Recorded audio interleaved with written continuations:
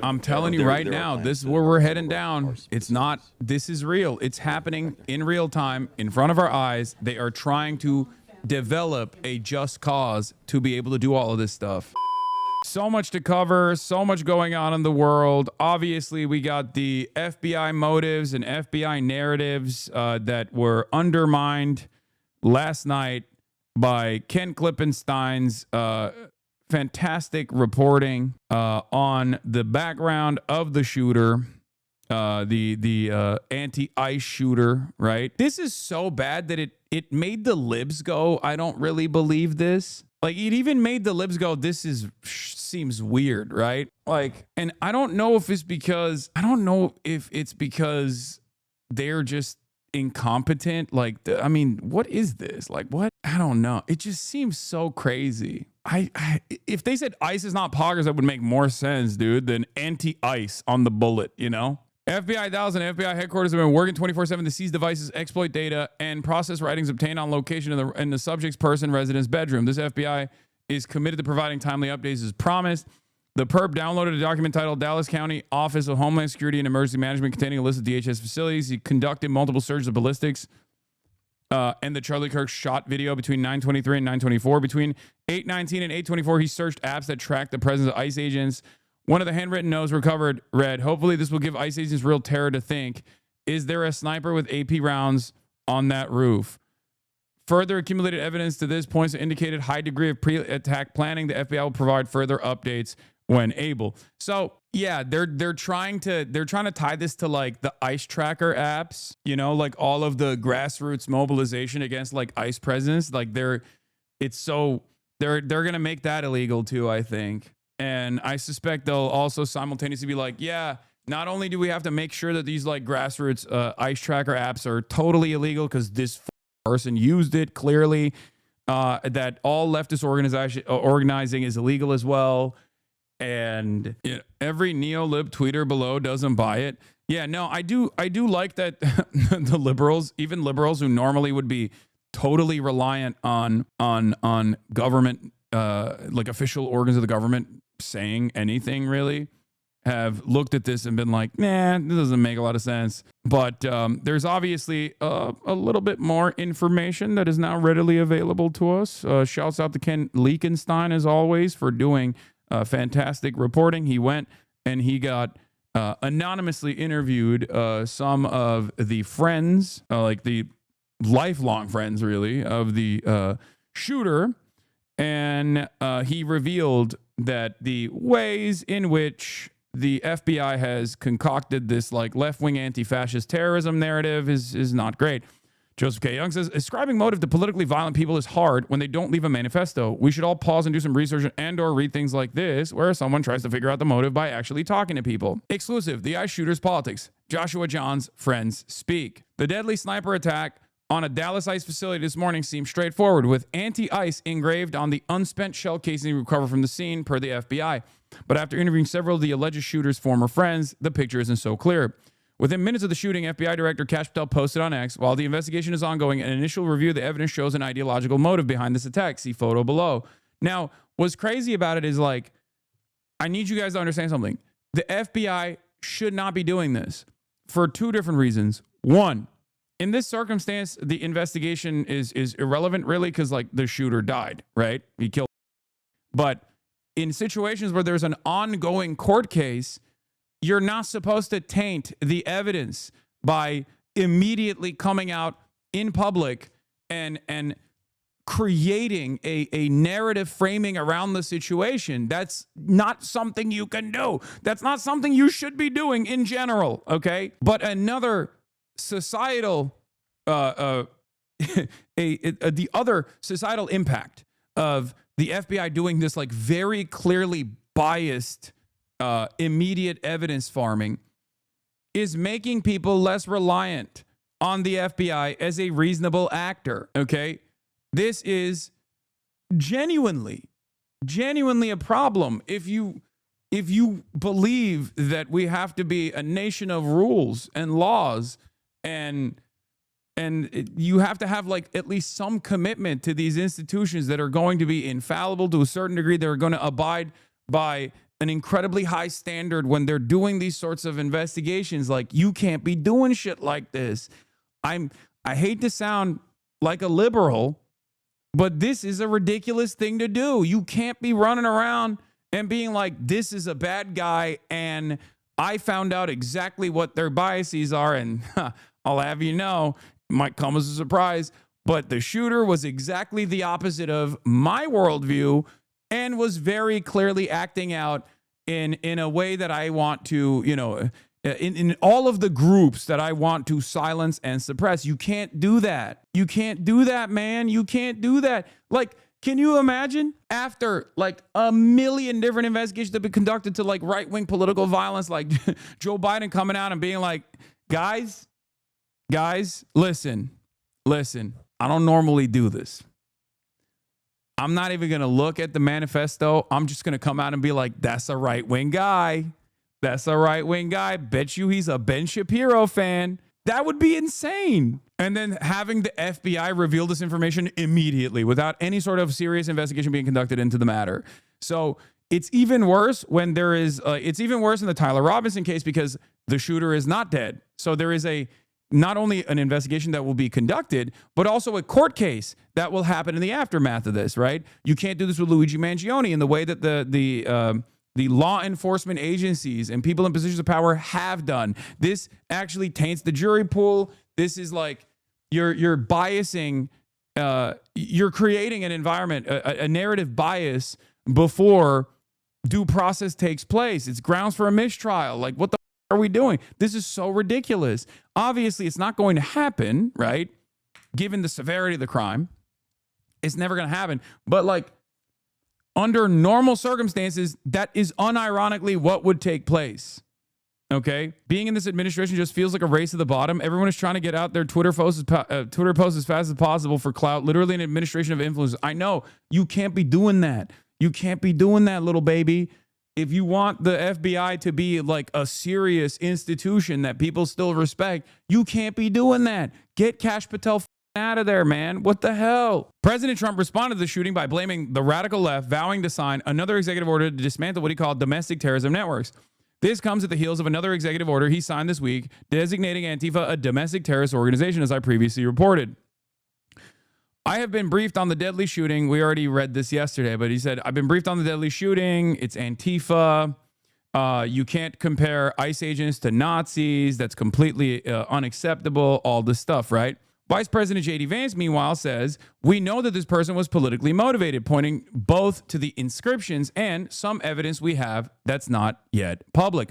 On the off chance the shooting wasn't what it looked like, I reached out to people who knew the gunman, 29-year-old Joshua John. 3 who knew him since at least middle school and agreed to speak to me on the condition that I not name them, corroborating their friendship with photos and other records. Their accounts paint the picture of someone with a vaguely libertarian bent who despised both major parties and politicians generally, including Trump, but who didn't engage with politics beyond that. He preferred edgy humor, video games, and the message board 4chan, all of which he became increasingly steeped in as he withdrew from social life as well as their own friendships several years ago, they said. None of his former friends believed the anti-ICE inscription could possibly be sincere, feeling such a serious political statement was anathema to who John was. His humor was deeply ironic, often offensive, and aggressive to the point of alienation. Okay? Classic leftist site 4chan. Before you say classic leftist site 4chan, there are leftists who are on 4chan as well. Okay? That's true. It's not just right-wingers, even though it's most famous for right-wingers, and the likelihood that you're a right-winger, if you're on poll, especially you're most likely a right-winger, but that doesn't mean that there aren't leftists on 4chan, okay? Just remember that. Weren't you a 4chaner? No, I was not. What the f***? He was most certainly an edgelord, an irony guy, one friend said. Edgelord is online speak for someone who likes to espouse edgy nihilistic views. Asked about the inscription on the bullet, the friend said, Josh was an edgelord who wanted someone to get blamed. I think he tried his best to write something goofy to rile people up. Another friend showed me a Facebook post describing how John had flooded his friend's comment section with jokes. Playful shock humor, the friend said. Insane. Hey, man, that's just playful shock humor. FBI update is live. Over to Acting U.S. Attorney Nancy Larson. All right, we'll get to the FBI update, and then we'll get back to King Klippenstein. Good afternoon, everyone. Thank you for being here today. This is the third time in my short 4-month tenure as the acting United States Attorney for this district, where we have suffered violent attacks and threats at ICE facilities. First, you'll recall July 4th, 2024, the violent attack on the Prairieland facility in Alvarado, Texas. The second occurred on August 25th, 2024, when Bratton Dean Wilkinson, who stands charged by federal complaint, pretended to have a bomb. He showed up at the ICE facility with a backpack and something that looked like a detonator on his wrist and threatened the facility. Third, of course, is yesterday's attack, September 24th, 2025, when the Dallas ICE facility was riddled with gunfire, costing the life of one detainee and injuring 2 other detainees critically. Initially, I want to commend the cooperation of the Dallas Police Department, the Dallas County Sheriff's Office, the FBI, the ATF, ICE, and HSI for their swift and decisive response to this crime. Members of these agencies quickly secured the scene and the evidence and worked tirelessly to determine any continuing threat. Due to their efforts, it did not take long to ascertain the identity of the shooter, who was deceased by a self-inflicted gunshot wound, and that he very likely acted alone. His name is Joshua Yan, 29, of Fairview, Texas. Let me just review a very brief summary of the timeline of yesterday's attack. We believe at some point around 3 o'clock in the morning that the suspect was seen driving on footage with a large ladder on his car. And we believe that that is what he used to position himself on top of the building. The shooting itself started at approximately 6:30 a.m. After the shooting started, Dallas Police Department arrived en masse, secured the scene. Law enforcement officers found the sniper dead. They found bullets on the rooftop, one of which was labeled with the words anti-ICE. That morning, gunshots sprayed the length of the building, the windows, and law enforcement vans that were in the Sallyport area. Detainees were struck by these bullets. 1 was killed, 2 were wounded, and both of them are undergoing treatment. Shortly thereafter, the FBI began its meticulous work at the crime scene. At the same time, we obtained and executed multiple search warrants yesterday for devices and locations associated with the sniper. FBI agents executed a search warrant at the sniper's residence yesterday, and there found a collection of notes. First, I want to point out that one of these notes or papers, the sniper explicitly states, "Yes, it was just me." That statement appears to be correct at this point in the investigation. Notably, these loose notes included a game plan of the attack and target areas at the facility. He called the ICE employees people showing up to collect a dirty paycheck. He wrote that he intended to maximize lethality against ICE personnel and to maximize property damage at the facility. He hoped to minimize any collateral damage. What the hell? That was a crazy F. Hello, I'm back. I'm here. Injury to the detainees That was crazy. and What any happened? other innocent people. It seems that he did not intend to kill the detainees or harm them. It's clear from these notes that he was targeting ICE agents and ICE personnel. It's weird. There's something weird is taking place. My bit rate dropped. Sallyport. He also hoped his actions would give ICE agents real terror of being gunned down, and he did this to induce constant stress in their lives. He hoped his actions would terrorize ICE employees and interfere with their work, which he called human trafficking. And this, what he did, is the very definition of terrorism. Again, his notes reveal, yes, it was just me and my brain. And he said, good luck with the digital footprint. And of course, we take this to mean that he deleted evidence from his devices. His words were definitively anti-ICE. That said, we did not find evidence of membership in any specific group or entity.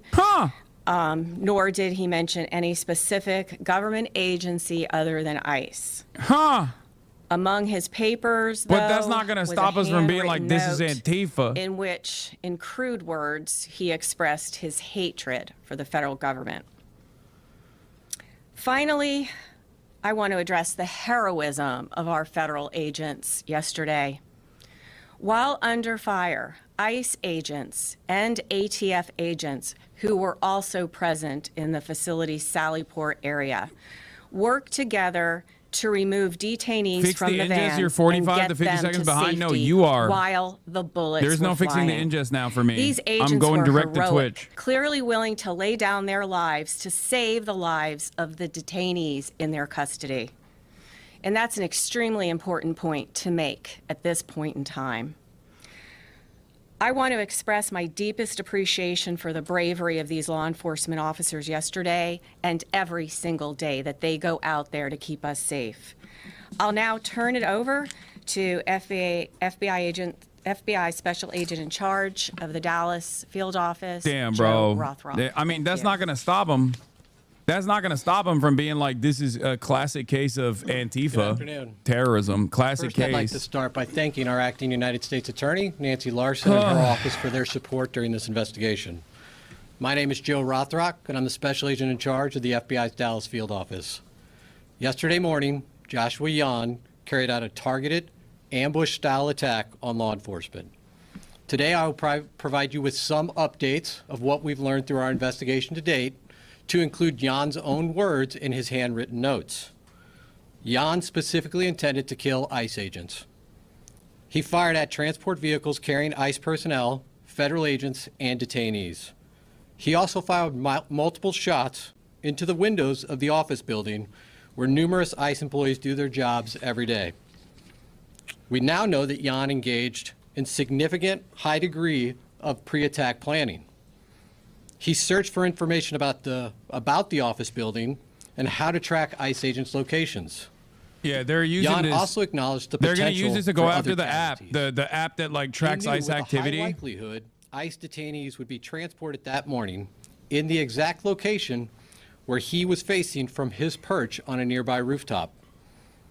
Jan's attack did in fact result in the tragic death of one detainee and the injury to two other detainees.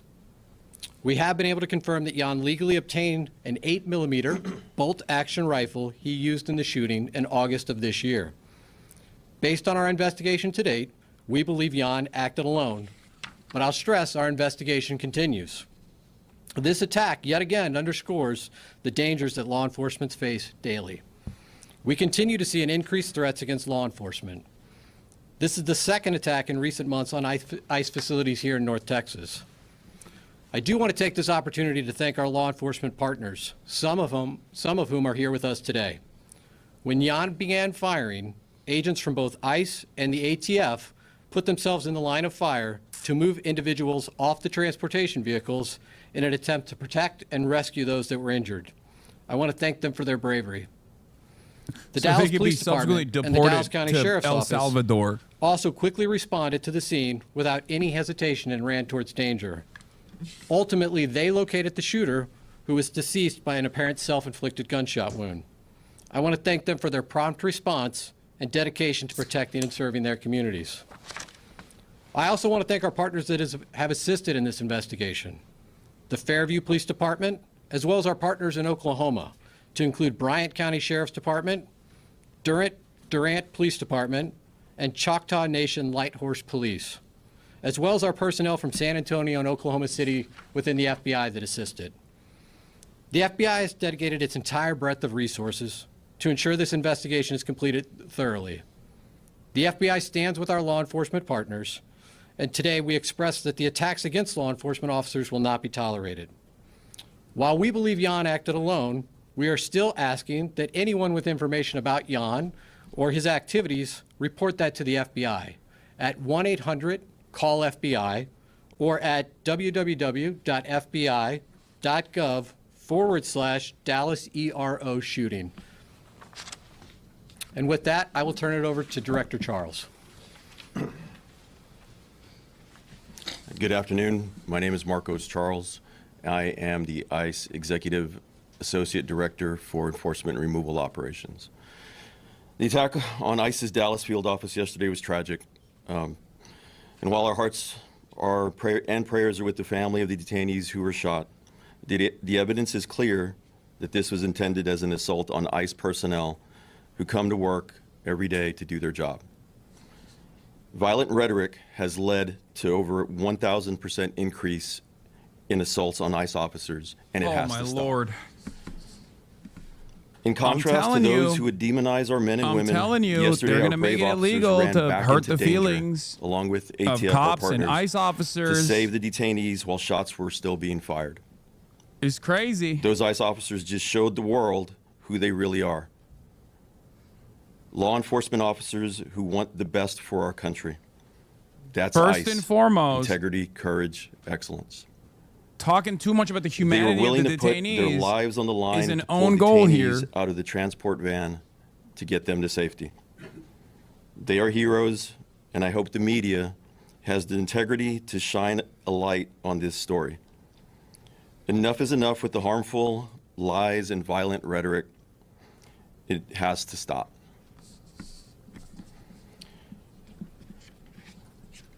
The shooter used the ICE tracking apps. Hassan, aka Anyone Andy, who creates bro. or distributes these Free apps you, Gen Alpha that is ain't fuck designed with to you, spot, big track, bro. and They locate all ICE watching Mafia officers are well Time. aware of the dangers I that love they are when the exposing dude to is law like enforcement. 38 years old, but then It's a talks casting like this call in to the invite chat. bad actors to attack law enforcement officers. It's no different than giving That's a true, hitman the bruh. location of their intended target, and this is exactly what we saw happen in Dallas yesterday. The media has been amplifying these apps even as we warned them it would only lead to more attacks on law enforcement. We truly wish we didn't He have blamed to the say, ICE I app. told you so. He blamed the But here we anti-ICE are. statements. They want to continues to stamp out prioritize the discontent. safety This and is not about security like of they the are going to find a We will do just everything cause possible to in their increase minds, or security they're trying to develop a just counter cause in their this minds wave to of these to lethal do attacks. free speech restrictions, the likes you've never seen or even can comprehend. Foment violence and vilify our law enforcement officers to cease the dangerous rhetoric. We also call on law-abiding Americans everywhere to report any suspicious activity. The individual that was out there yesterday shooting at our agents and our officers was trying to take the lives of law enforcement people doing their job. Instead, he killed a detainee and shot 2 others. That is something that's unacceptable. The rhetoric that's out there on social media, the rhetoric that is being said by some community leaders in other states needs to stop. There's been an increase in violence against ICE agents, not only in Texas and Dallas, but across the country in violent protests. Again, I ask everybody to just stop. Thank you. So we're going to open it up to questions now. So if you have a question, we'll direct it to the appropriate person. You're first up. Sean Murphy with the Associated Press. Can you tell an estimate of how many shots were fired and how he was able to get those off so quickly with a bolt action rifle? Yeah, so how I'll answer that at this point, again, I'll just remind you, this is an ongoing investigation. The ICE facility, the ICE office, really, it is a business office. This is where business is done on a daily basis by our partners at ICE. That is still an active crime scene. We still have personnel out there. As I mentioned earlier in my remarks, we brought in resources from San Antonio, Oklahoma City, obviously our own FBI resources here in Dallas, as well as folks from our lab, because we are going to do a thorough and exhaustive investigation and make sure that we have a full accounting of all the evidence that's at that scene. Again, those efforts are ongoing at this time. I'm going to go here real quick. Thank you. Can you talk to us more about the So you're referring to detainees that were not injured? Correct. Yeah. And if you could give us an update on the ones that are injured, identities, nationalities. So I won't be providing any updates at this time on the identities of the detainees that were injured. ICE has a process from notifications to consulate and to next of kin. That process is ongoing, and so we'll defer to our ICE counterparts at some point to determine when it's the right time to release that information. The other detainees remain safe. They are victims as well of this violent crime, and they are people that we are actively interviewing as part of our investigation. Right here to the front. Matt Kyle, Dallas Morning News. Ms. Larson had referenced anti-government, anti-federal government statements that Mr. Yan had made. Is there any more information y'all can release about what exactly was in those writings? The clearest motivation for this attack are his own words. In his handwritten notes, he says, Bro, I'm sorry. There's something so stupid about being like, they're using the ICE app to target ICE agents. And then the dude that shot detainees shot them outside of an ICE facility. Do you think he needed the ICE app to know where the ICE agents were? He was sniping at a ICE detention facility. What are we talking about, man? we know that he obtained the firearm in August. We also know that he was looking at a number It's of like- DHS facilities, and he It's had like downloaded demanding that we ban information. Google He was Maps looking at because the apps Google as my Maps counterpart shows mentioned where to the see ICE what detention agencies be. So this facility was is. not What the something occurred yesterday. It came to a conclusion yesterday, but this is something months in the making. Priscilla Thompson with NBC Network News. From what we have heard, this person was not particularly political. Was there anything that you all have found in terms of an inciting incident that led him to commit this attack? Unfortunately, the challenge with these mass casualty incidents is people can be motivated to violence by any number of grievances. In this case, the clear I think it just syndication of came out as motivation an ICE are black his site. own words. No, I he saw wanted the to cause footage. terror. He wanted You to, can see he with their wanted to own harm two ICE eyes. It's like it personnel. says Department of Homeland Security. Again, the clearest motivations at this point are the harm he wanted to cause to ICE. We're not aware of any specific relationships he had with anybody in detention. But again, our investigation's ongoing. We're going to unturn every stone here. And so that continues. Sir. Omar Villafranca with CBS News. Secretary Noem has asked for increased security at ICE facilities across the country. Can you say what is going to be done to harden these facilities to protect agents and detainees? So I cannot say what will be done by. Oh my by our- God, incredible! They're gonna be like, we have to operate as black sites. Make it even crazier. Make this system even more unjustifiable and mysterious. You know? Oh, sorry. In the interest of defending our big beautiful soldiers here, we have to also completely eradicate due process. You know, they can just come into your house. They don't have to ever declare that they're members of law enforcement, by the way. We can't do oversight because that's also harmful to them engaging in this sort of conduct. And also, they can just operate outside of black sites now. Fantastic. I don't want to give away any operational security as to how I'm we're going to telling be you doing right that. now, man. Are- I'm telling you there- right there are now. plans This is to where we're have heading some of our down. cars It's not. This is real. It's happening in real time in front of our eyes. They are trying to develop a just cause to be able to do all of this stuff. Mr. Yan was not an immigrant. He was a United States citizen. He was here legally. I won't be going into the details on anybody other than Mr. Yan at this time. Ma'am. You talked a little bit about the ICE agents, or the agents that were there at the location that helped him when shots were beginning to fire. Can you give us some more perspective on what the situation was with the detainees that were in the vans? Were they handcuffed? Were they shackled? Why weren't they able to get out of the vehicle by themselves? Again, these were individuals that were detained by law enforcement. There were multiple transport vehicles at the facility at that time. Again, what I would stress at this point is under gunfire, Yeah, the guy multiple that federal agents shot at the ICE van ran into at the that ICE fire facility to remove itself. individuals and to attempt to render life-saving aid under the most dire circumstances. Just for clarity, they were restrained. They were being, the individuals in the vans were being strained. It's a proper procedure for transport.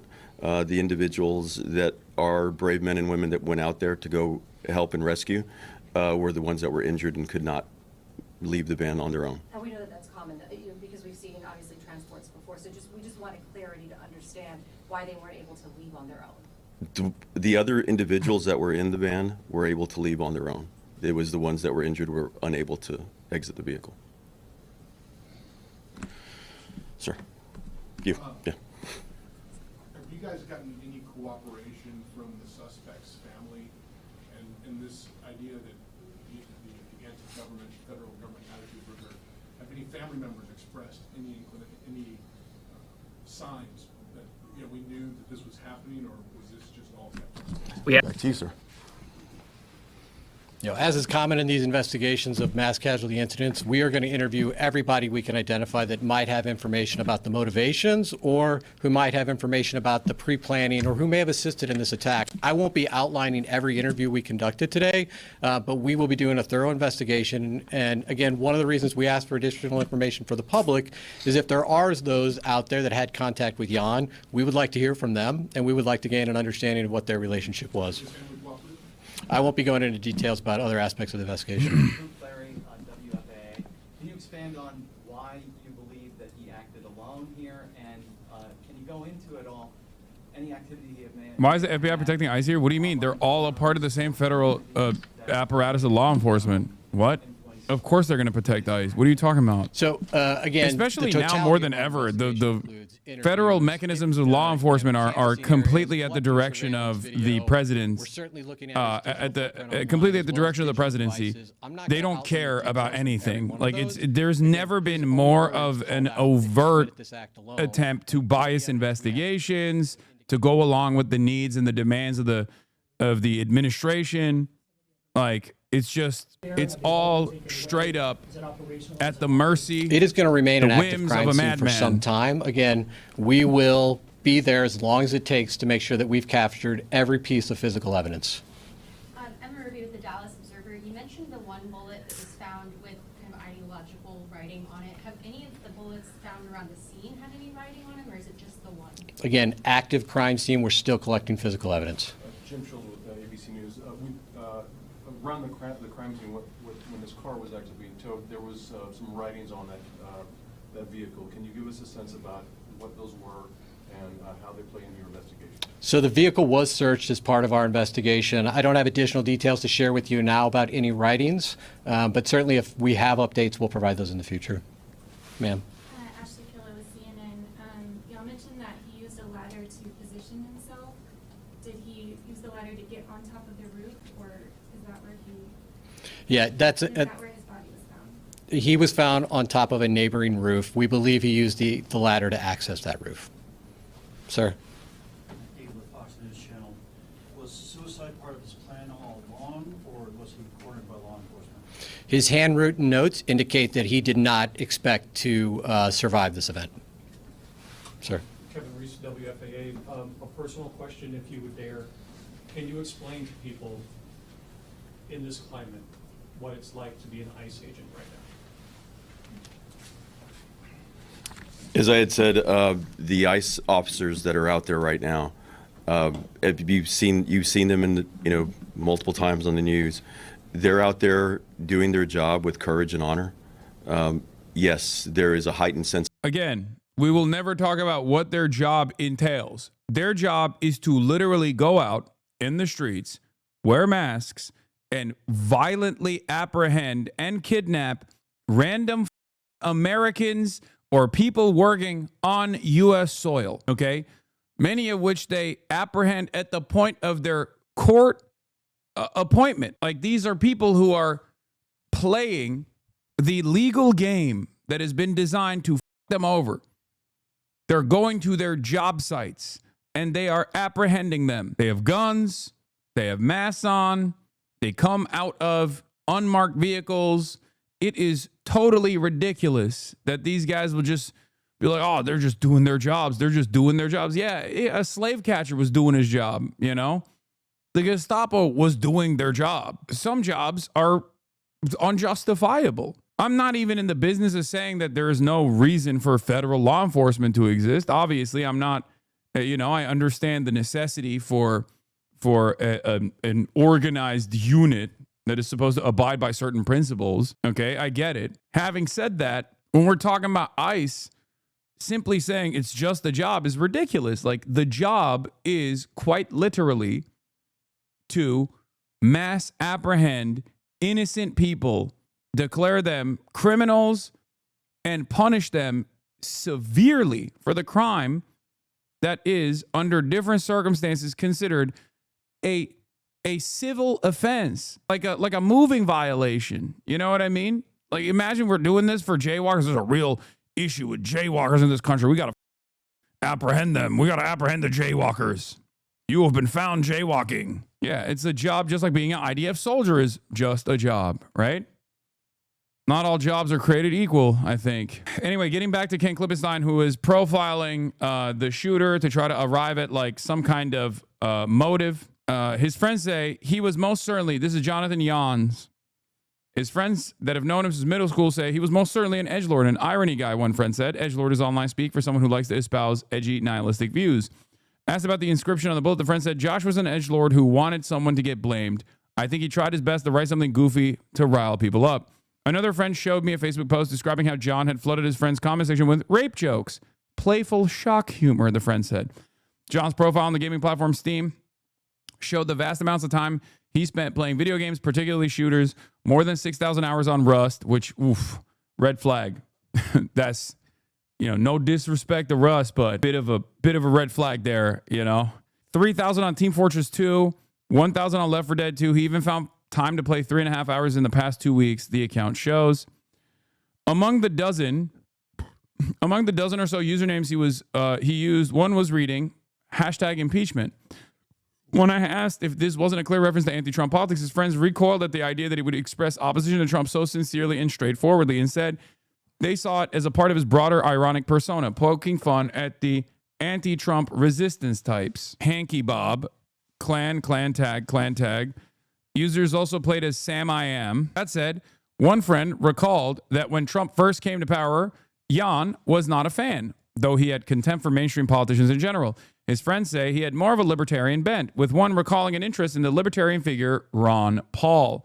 You know what's really funny about the ideological motives that people try to ascribe to, instances of political violence, like people who have engaged in acts of political violence, is that we have such a silly view of the average American, which I always point to when talking about the median voter. Identifying the politics of a median voter is virtually impossible, okay?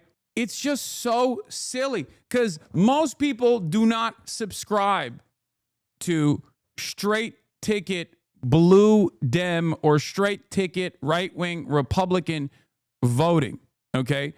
There is more consolidation ideologically within the right as opposed to the liberal side of things, for sure.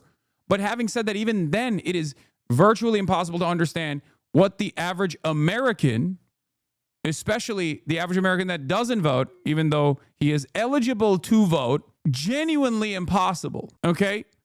It is incoherent.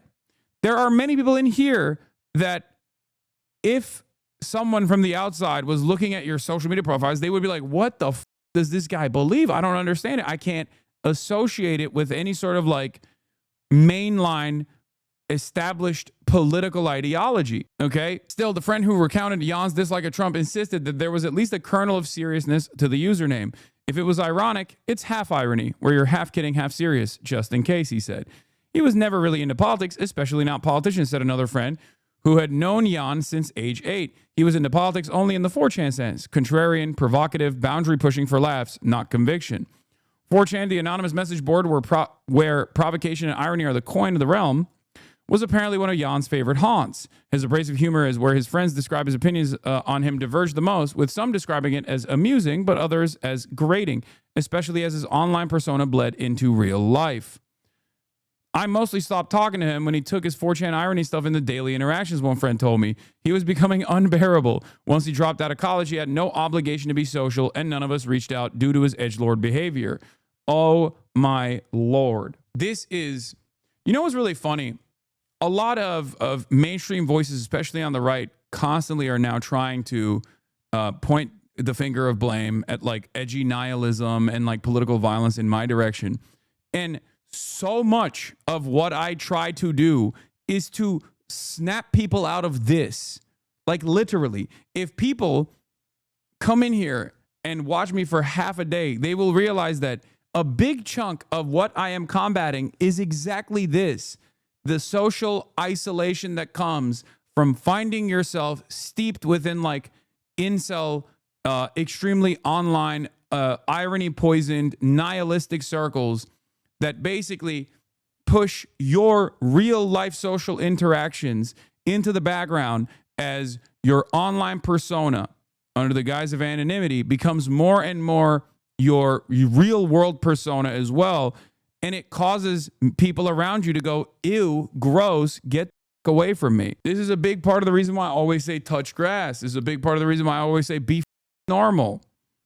Okay? I would have to say you're doing a terrible job. Yeah, that's unironically the most untrue thing you could say, because there are a shit ton of people in here that have found not only a sense of community online, but also have found themselves doing more productive shit in the real world as a direct consequence of me urging them to stop and shake themselves out of this like weird, deep, dark, nihilistic, internet-based online circles that they find themselves in.